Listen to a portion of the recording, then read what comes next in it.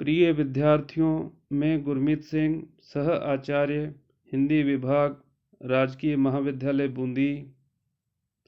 आज के मेरे ई व्याख्यान का विषय बीए प्रथम वर्ष हिंदी साहित्य प्रथम प्रश्न पत्र के अंतर्गत कवि नरोत्तम दास द्वारा रचित खंड काव्य सुदामा चरित से संबंधित है। यह खंड काव्य कवि नरोत्तम दास ने ब्रज भाषा में लिखा है, जिसमें सुदामा के दारिद्र्य भंजन की कथा वर्णित की गई है। यह व्याख्यान इस खंड काव्य का 16वां व्याख्यान है। इससे पूर्व 15 व्याख्यान इस खंड काव्य से संबंधित प्रसारित किए जा चुके हैं, जिसमें हमने कुल 73 पदों की व्याख्या की है। आज पद संख्या 74 से लेकर 81 तक अर्थात कुल 8 पदों की व्याख्या करेंगे। सबसे पहले पद संख्या 74 जो दोहा है, कनक दंड कर में लिए द्वारपाल हैं द्वार, जाए दिखायो सबनी ले या है महल तुम्हार। प्रस्तुत पंक्तियां कवि नरोत्तम दास द्वारा रचित खंड काव्य सुदामा चरित से ली गई हैं। सुदामा को द्वारका से लौटकर आने पर अपना सुदामा नगर बदले रूप में द्वारका जैसा देखने को मिला। उसी क्रम में यह वर्णन कवि के द्वारा किया गया है। उन्होंने देखा कि द्वार पर सोने का दंड धारण किए हुए द्वारपाल तैनात हैं। कनक दंड लकड़ी को कहते हैं, वह भी सोने का। कनक दंड कर हाथ को कहते हैं। लिए द्वारपाल हैं द्वारपाल तैनात हैं। जाए दिखायो सबनी ले या है महल तुम्हार। गांव के लोगों ने सुदामा को ले जाकर उनका मकान दिखाया। उन्होंने सुदामा से कहा कि यह आपका महल है।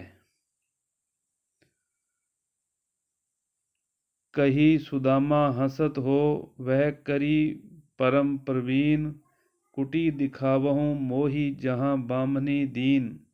75वां दोहा, जिसमें सुदामा ने अत्यंत चतुराई के साथ चतुरता दिखाते हुए ग्रामीणों से पूछा, उसी का वृत्तांत कवि ने इसमें किया है।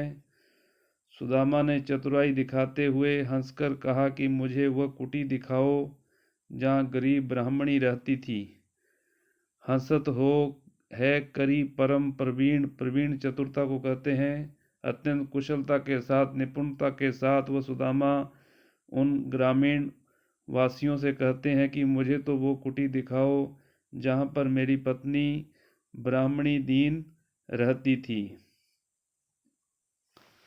उसके बाद पद संख्या 76 आता है। द्वारपाल सो तिन कही पठवऊँ यह गाथ, आए विप्र महाबली देखहूँ होऊ सनाथ। लोगों ने सुदामा की यह बात द्वारपाल से कही कि यह समाचार ब्राह्मणी के पास भेज दो कि महाबली सुदामा ब्राह्मण आए हैं। सुदामा द्वारपाल सो तिन कही, लोगों ने कहा, कही पठवऊँ यह गाथा यह वृतांत आप ब्राह्मणी के पास भेज दो और कहो कि महाबली सुदामा आए विप्र महाबली ब्राह्मण सुदामा देखऊँ होऊ सनाथ, ब्राह्मण आए हैं, आप उन्हें देखकर सनाथ हो जाइए। सुनत चली आनंद जुत सब सखियन ले संग, नुपुर किंकनी दुदुम्भी मनहु काम चतुरंग। उस समय का उल्लेख करते हुए कवि नरोत्तम दास कहते हैं कि अभी तक तो वे अपने पति के बिना रह रही थी। सुदामा की पत्नी यह बात सुनकर आनंद युक्त हुई और सखियों को साथ में लेकर चल पड़ी। उनके चलने से उनकी करधनी और नुपुरों की ध्वनि हो रही थी, दुदुम्भी बजाई जा रही थी। ऐसा लगता था मानो कामदेव की चतुरंगनी सेना साथ चल रही हो। मनहु काम चतुरंग, यहाँ पर उत्प्रेक्षा अलंकार का प्रयोग हुआ है। उसके बाद पद संख्या 78 जो सुबुद्धि उवाच अर्थात उनकी पत्नी सुदामा की पत्नी सुबुद्धि के द्वारा कहा गया है। कही बामनी आय के यह कंत निज गेह, श्री जदुपति तिहु लोक में कीनो प्रगट स्नेह। सुबुद्धि ने आकर सुदामा से कहा कि हे स्वामी, यही है आपका घर। कही बामनी आय के यह कंत निज गेह, निज यानी अपना स्वयं का, गेह यानी घर, यह आपका। कंत स्वामी को कहते हैं कि हे स्वामी, यही आपका घर है। श्री जदुपति तिहु लोक में, यदुवंश के स्वामी कृष्ण ने तीनों लोकों में विलक्षण यह हमारा घर तैयार कराया है। श्री जदुपतु तिहु लोक में कीनो प्रगट स्नेह, उन्होंने हमारे प्रति जो स्नेह और हमें आशीर्वाद प्रदान किया है, यह उसी का परिणाम है। और मैं विश्वास के साथ कहती हूँ कि यह आपका ही घर है। उसके बाद 79वां जो पद है वह भी दोहा है। वह सुदामा के द्वारा कहा गया है। सुदामा उवाच हमें कंत तुम जनी कहो, बोलो वचन संभारी। इहें कुटी मेरी हति, दीन बापुरी नारी। सुदामा भी अत्यंत चतुरता के साथ अपनी पत्नी के प्रश्नों का या उनके कहे गए विचारों का उत्तर देते हैं। सुदामा बोले कि तुम हमसे कंत या स्वामी मत कहो। कंत पति को कहते हैं या स्वामी को कहते हैं, हमें कंत तुम जनी कहो, मत कहो। वचन सोच समझ कर बोलो, बोलो वचन संभारी। वचन सोच समझ कर बोलो। यहाँ इहें कुटी मेरी हती, यहाँ मेरी कुटिया थी और उसी में गरीब बेचारी मेरी पत्नी रहती थी। स्त्री ने कहा कि मैं ही आपकी पत्नी हूँ।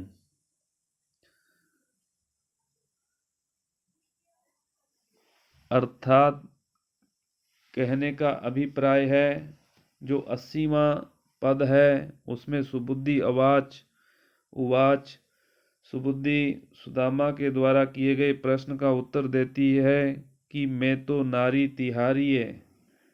हे स्वामी, स्त्री ने कहा कि मैं ही आपकी पत्नी हूँ। मैं तो नारी तिहारिये, सुधी सुधारी संभारिये कंत। हे स्वामी, आप स्मरण कीजिए। हे स्वामी, आप याद कीजिए, पहचानिए। प्रभुता सुंदरता दई अद्भुत श्री भगवंत। यह सब प्रभुत्व, यह सुंदरता रुक्मणी के स्वामी कृष्ण की देन है। यह अद्भुत जो सुंदरता मुझे प्रदान की है, ये सारा कुछ श्री कृष्ण के द्वारा दिया गया हुआ है।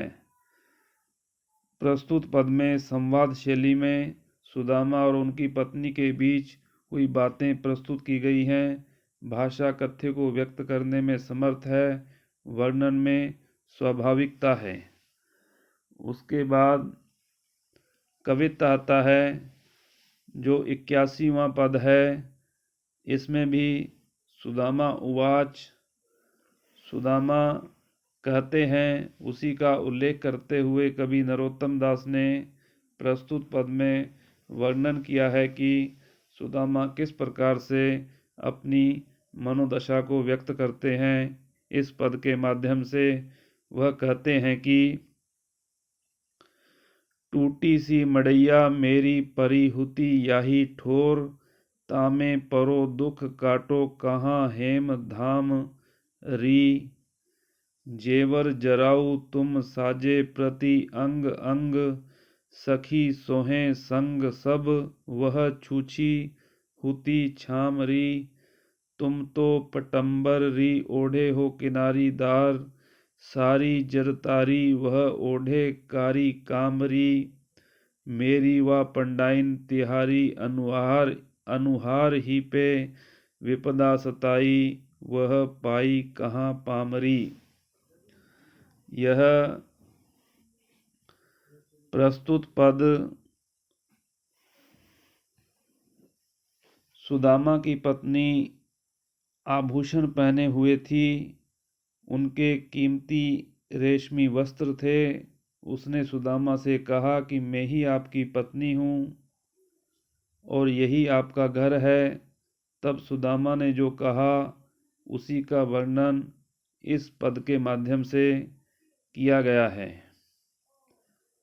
उन्होंने उस ब्राह्मणी से कहा कि इस जगह मेरी टूटी सी झोंपड़ी थी, टूटी सी मड़ैया मेरी परी हुती याही ठोर, इसी समय इसी जगह पर इसी स्थान पर मेरी टूटी सी झोंपड़ी थी। तामे परो दुख काटो कहाँ हेम धाम री, उसी में मेरी पत्नी दुखपूर्ण जीवन व्यतीत करती थी। कहाँ हेम धामरी, सोने के महल वहां कहाँ थे। जेवर जराऊ तुम साजे प्रति अंग अंग, सखी सोहे संग वह छूछी हुती छामरी। मैं कैसे विश्वास करूं, तुम तो अपने सभी अंगों पर जड़ाऊ आभूषण धारण किए हुए हो और साथ में सखियां भी हैं जो अत्यंत शोभायमान हो रही हैं।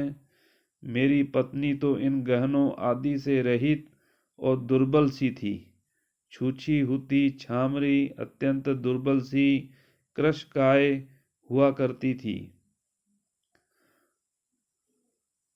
तुम तो रेशमी वस्त्र पहने हुए हो, तुम तो पटंबर री ओढ़े हो किनारीदार, सारी जरतारी वह ओढ़े कारी कामरी। तुमने तो रेशमी वस्त्र धारण किए हुए हैं, पहने हुए हैं, वह तो किनारीदार साड़ी पहनती थी, अर्थात अत्यंत साधारण वस्त्र थे, फटे पुराने वस्त्र वह धारण करती थी। तुम तो रेशमी वस्त्र पहने हुए हो, वह तो किनारीदार साड़ी पहनती थी। तुम तो पटंबरी ओढ़े हो किनारीदार, सारी जरतारी वह ओढ़े कारी कामली। तुम्हारी साड़ी जड़ी हुई है, इसमें कीमती चीजें लगी हैं। वह तो काली कामरी पहनती थी, अर्थात एक फटा पुराना काला कंबल ही वह धारण करती थी। अंतिम दो पंक्तियों में सुदामा फिर अपनी पत्नी से कहते हैं कि मेरी वह पंडाइन तिहारी अनुहार ही पे, विपदा सताई वह पाई कहाँ पामरी। वह तो काली कामरी पहनती थी, मेरी पंडिताइन तुम्हारी ही शक्ल की सी थी। यद्यपि रेशमी दुपट्टा ओढ़ने वाली तुम ही बताओ, मैं उस ब्राह्मणी को कहाँ खोजूं। विपदा सताई, वो विपत्ति में सताई हुई, वह पाई कहाँ पामरी, मैं उसको कहाँ पर प्राप्त करूं, ये तुम ही मुझे बताओ। प्रस्तुत पद में कवि ने पहली बार और बाद की बदली हुई स्थिति परिस्थिति पर ब्राह्मणी का तुलनात्मक वर्णन प्रस्तुत किया है, जो इस काव्य के प्रति बड़ी ही ईमानदारी के साथ प्रस्तुत किया हुआ प्रतीत होता है। उनके काव्यगत विचार कवि के जो इस पद के माध्यम से व्यक्त किए गए हैं कि किस प्रकार श्री कृष्ण ने उनकी दशा और दिशा बदल दी थी, लेकिन सुदामा को विश्वास नहीं हो पा रहा था। इसलिए बार बार वो अपनी पत्नी से पूछ रहे थे कि मेरी तो पत्नी अत्यंत गरीब थी और विपत्ति में सताई हुई थी, बताओ मैं उसे कहाँ पर खोजूं, कहाँ पर प्राप्त करूं। तो इस प्रकार विद्यार्थियों, आज हमने सुदामा चरित खंड काव्य से संबंधित कुल 8 पदों की व्याख्या की है। यह जो 81वां पद है, यह आपके पाठ्यक्रम की दृष्टि से और प्रश्न पत्र की दृष्टि से भी काफ़ी महत्वपूर्ण है। जो सुदामा के द्वारा वचन कहा गया है, यह अत्यंत महत्वपूर्ण है। परीक्षा में भी यह आ सकता है, इसका ध्यान आपको रखना है और उसी प्रकार इसका अध्ययन करना है। आज का व्याख्यान यहीं समाप्त होता है। अगला व्याख्यान अगले वीडियो में प्रसारित किया जाएगा।